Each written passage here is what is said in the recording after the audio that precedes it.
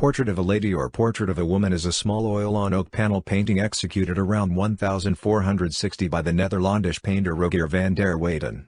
The composition is built from the geometric shapes that form the lines of the woman's veil, neckline, face, and arms, and by the fall of the light that illuminates her face and headdress.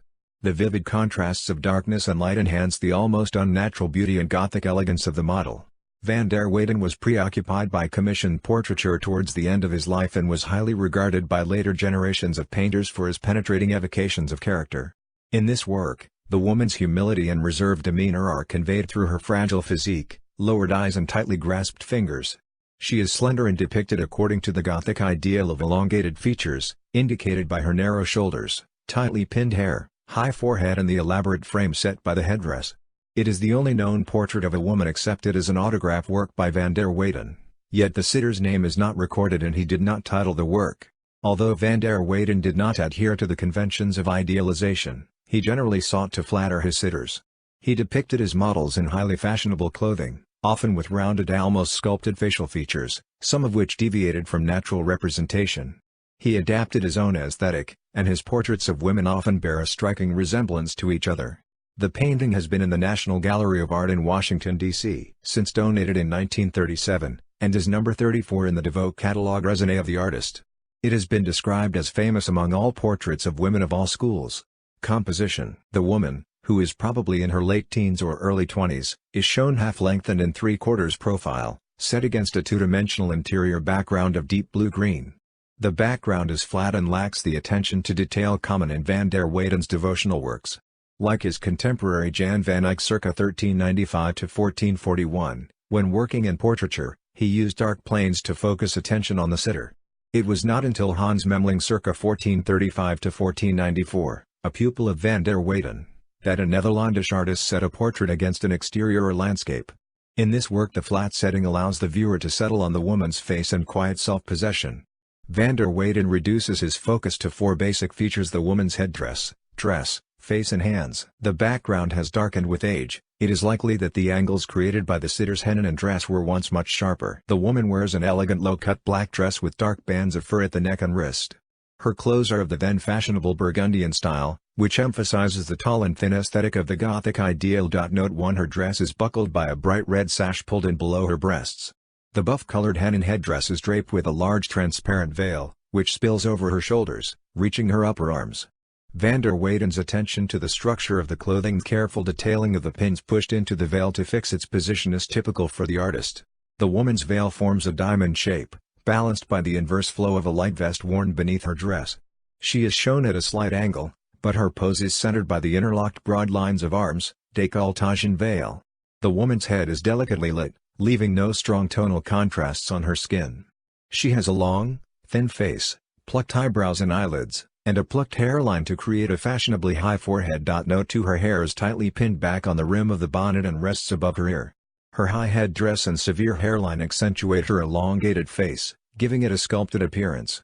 The woman's left ear is set, according to art historian Norbert Schneider, unnaturally high and far back, parallel to her eyes rather than to her nose. This position is probably an artistic device used to continue the flow of the diagonal line of the veils in her right wing. In the 15th century, veils were normally worn for modesty, to hide the sensuality of the flesh.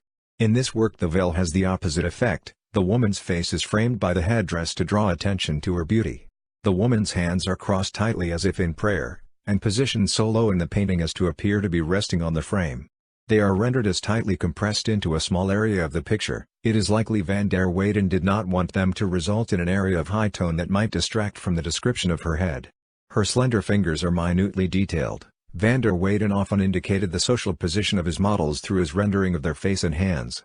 The sleeve of her dress extends beyond her wrists. Her fingers are folded in layers. Their intricate portrayal is the most detailed element in the painting, and echoes the pyramidal form of the upper portion of the painting. Her eyes gaze downward in humility, in contrast to her relatively extravagant clothes. The piety of her expression is achieved through motifs common to van der Weyden's work. Her eyes and nose are elongated and her lower lip made fuller by the use of tone and pronounced finish. Some vertical lines around these features are emphasized, while her pupils are enlarged and her eyebrows slightly raised. In addition, the contours of her face are highlighted in a manner that is slightly unnatural and abstract, and outside the usual spatial constraints of 15th-century human representation. This methodology was described by art historian Erwin Panofsky. Rogier concentrated on certain salient features, salient both from a physiognomical and psychological point of view, which he expressed primarily by lines. Her high forehead and full mouth have been seen as suggestive of a nature at once intellectual, ascetic, and passionate, symbolic of an unresolved conflict in her personality. Panofsky refers to a smoldering excitability. The sitter is unknown, although some art historians have speculated on her identity. On the grounds of similarity of facial features, writer Wilhelm Stein suggested in the early 20th century that she might be Marie de Valengin, the illegitimate daughter of Philip the Good of Burgundy. Note 3. However, this is a contentious assertion and not widely held. Because her hands are shown as resting on the painting's lower frame, art historians generally accept that this was an independent portrait, rather than a devotional work. It is possible that it was intended as a pendant to a picture of the woman's husband, however no other portrait has been suggested as a likely companion. Break from idealization. Van der Weyden worked in the same tradition of portraiture as contemporaries Jan van Eyck. Note 4 and Robert Campin. Note 5. In the early to middle 15th century, these three artists were among the first generation of Northern Renaissance painters, and the first Northern Europeans to portray members of the middle and upper classes naturalistically rather than in a medieval Christian idealized form. In earlier Netherlandish art, the profile view was the dominant mode of representation for the nobles or clergy worthy of portraiture. In works such as Portrait of a Man in a Turban 1433, Jan van Eyck broke this tradition and used the three-quarter profile of the face, which became the standard in Netherlandish art. Here, van der Weyden utilizes the same profile, which better allows him to describe the shape of the head and facial features of the sitter. She is shown in half-length, which enables the artist to show her hands crossed at her waist. Despite this new freedom, van der Weyden's portraits of women are strikingly similar in concept and structure, both to each other and to female portraits by Campin. Note 6. Most are three-quarter face and half-length. They typically set their models in front of a dark background that is uniform and nondescript. While the portraits are noted for their expressive pathos, the facial features of the women strongly resemble one another. This indicates that although van der Weyden did not adhere to the tradition of idealized representation, he sought to please his sitters in a manner that reflected contemporary ideals of beauty. Most of van der Weyden's portraits were painted as commissions from the nobility. He painted only 5, including Portrait of a Lady, that were not donor portraits. Note 7. It is known that in his portrait of Philip de Croy circa 1460, van der Weyden complimented the young Flemish nobleman by concealing his large nose and undershot jaw. When describing this tendency in relation to the Washington portrait, art historian Norbert Schneider wrote, "While Van Eyck shows nature in the raw, as it were, Rogier improves on physical reality, civilizing and refining nature and the human form with the help of a brush." The high quality of the painting is highlighted when compared to the National Gallery's very similar workshop painting. The London subject has softer, more rounded features and is younger and less individually characterized than the circa 1460 model.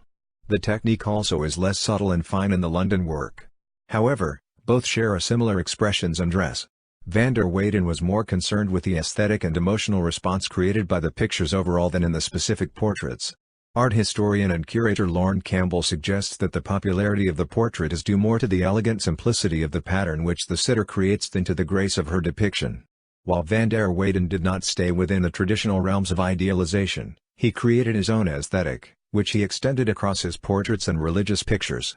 This aesthetic includes the mood of sorrowful devotion which forms the dominant tone in all his portraits. His figures may be more natural than those of earlier generations of artists, however, his individualistic approach to the depiction of his sitters' piety often leads to the abandonment of the rules of scale. John Walker, former director of the National Gallery of Art, referred to the subject as outré, but believed that despite the awkwardness of her individual features, the model was nonetheless strangely beautiful. By the time of the work's completion, van der Weyden had eclipsed even Van Eyck in popularity, and this painting is typical of the austere spirituality, over the latter's sensuality, for which van der Weyden is renowned. Condition and provenance. Although van der Weyden did not title the work, and the sitter's name is not recorded in any of the early inventories, the style of her dress has been used to place the picture very late in van der Weyden's career. The circa 1460 dating is based on the high-fashion dress and the work's apparent chronological position in the evolution of van der Weyden's style. However, it is possible that it was executed even later. Van der Weyden died in 1464. Portrait of a Lady was painted on a single oak board with a vertical grain and has an unpainted margin on each side. The panel was prepared with gesso, upon which the figure was then painted in monochrome. Glazes of oil pigment were then added, which allowed for subtle and transparent tonal gradations. Infrared reflectography reveals that van der Weyden did not sketch the work on the board before he began to paint, and there is no evidence of underdrawing. It shows that the lady was portrayed as more slender before changes were made as the work progressed. Thickly applied background paint underlies some of the belt, demonstrating that the original silhouette was widened. These changes are also visible in X-ray images. It is in relatively good condition, having been cleaned a number of times, most recently in 1980.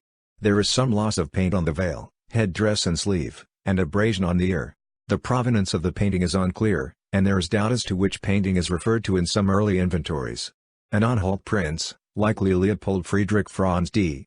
1817 of Wörlitz, near Dessau, Germany, held it in the early 19th century, no date after which it is likely to have passed to Leopold Friedrich d. 1871.